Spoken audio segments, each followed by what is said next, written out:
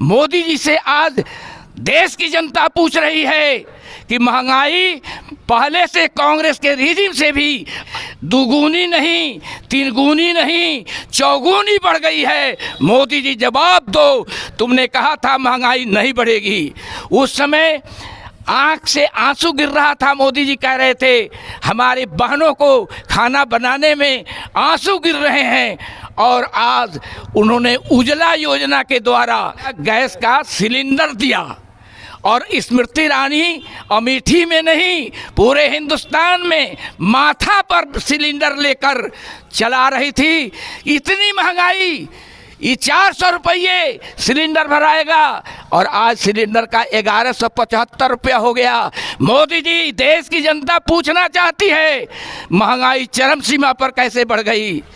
आप अनाज खाते हैं जिसमें जीएसटी एक टैक्स लगा दिया, और आपके खाने में, चावल में, दाल में, दूध में, घी में, सब्जी में इतना जीएसटी लगा दिया, इतनी महंगाई बढ़ा दिया कि आज गांव के गरीबों को, मध्यम क्लास के लोगों को बाजार में जाकर के सब्जी खरीदने में, चावल खरीदने में, खाने के सामान खरीदने में, मजदूरी तो उतनी मिलनी चाहिए महंगाई के मुताबिक।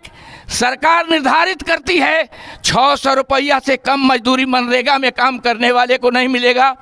तो सवाल है कि मनरेगा का 600 रुपया है, छोटा है, मनरेगा में मजदूर काम करते हैं, लेकिन उन मजदूरों को टाइमली उसी समय भुगतान करने की बात है सरकार की तरफ से। ऐसा नहीं हो रहा है, कहीं भी व्यवस्था नहीं है इस मोदी की सरकार में। रोजगार कहीं नहीं मिल रहा है। आपके लोग रोजगार खोजने के लिए बिहार से बाहर जा रहे हैं और वहाँ से छठ और दिवाली में आना चाहते हैं, तो आने की व्यवस्था भी कोई नहीं है। इस बेकारी बढ़ी है, भुखमरी बढ़ी है, महंगाई बढ़ी है, ऐसी बात नहीं है। आज दिन दहाड़े गांव और कस्बों में भी, शहरों में भी दिन दहाड़े लूट खसोट, चोरी डकैती चरम सीमा पर है। अच्छे दिन आएंगे, मोदी जी ने कहा था 13 में अच्छे दिन आएंगे। हिंदुस्तान के लोग पूछना चाहता है अच्छे दिन कब आएंगे। मोदी जी ने कहा था हम भुखमरी मिटा देंगे, महंगाई मिटा देंगे, गरीबी मिटा देंगे, कुपोषण देश से समाप्त कर देंगे, शिक्षा और चिकित्सा की व्यवस्था करेंगे। मोदी जी अच्छे दिन कब आएंगे, लोग पूछ रहे हैं। भुखमरी में सूचकांक जो है भारत का 107वां चल गया है, 107 पर चला गया है। 23 करोड़ लोग गरीब दलदल में फंसे हुए हैं। कुपोषण, जिसको अच्छा स्वास्थ्य नहीं है, वो 22.4 करोड़ लोग इस 8 साल में बढ़ गए हैं। बेरोजगारी का आलम है कि 45 करोड़ लोग आज इस मोदी की सरकार में बेकार हो गए हैं, रोजी की रोटी के पढ़ लिख करके रोजी और रोटी को खोज रहे हैं। साथियों, इतनी ही बात नहीं है, इनके एमएलए और सांसद सभी लोग पेंशन लेते हैं, लेकिन आपके बेटे और बेटियां जो नौकरियों में काम करते हैं उन लोगों के साथ पेंशन नहीं दिया जा रहा है।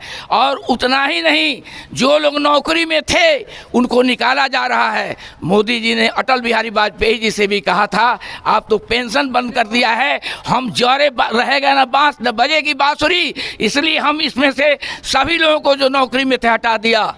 आपको इतने ही सुन करके आश्चर्य नहीं होगा, इस 75 वर्ष में सरकार कांग्रेस की भी थी और अभी भाजपा की 8 साल से है। 8 साल में जो इंदिरा गांधी ने सार्वजनिक क्षेत्र के रूप में बैंक, जिससे बैंक वाले तोंद वाले केवल शहर के लोगों की हिफाजत करते थे, वे लोग गांव में किसानों के पास, गरीबों के पास गाय, बैल, भैंस, रीन और खेती के तमाम साधनों के उत्पादन के लिए वे दौड़ते थे, धूप हो या आंधी हो या तूफान हो। आज उन बैंकों को इस मोदी सरकार ने 8 साल में बेच दिया है।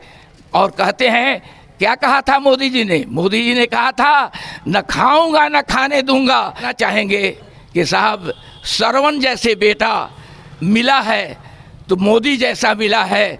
और ये श्रवण का बेटा तो वो गरीब माता और पिता थे जिसके कंधों पर वो घुमाया करते थे, तीर्थ में इस तीर्थ से उस तीर्थ में ले जाते थे।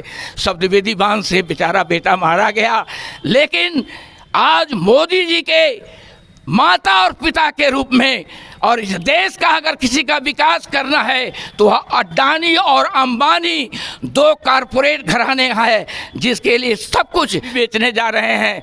और इतनी ही बात नहीं है, आपका देश का निर्यात घट गया, आयात बढ़ गया, बाहर से कर्ज आ रहे हैं, निर्यात बढ़ नहीं रहा है।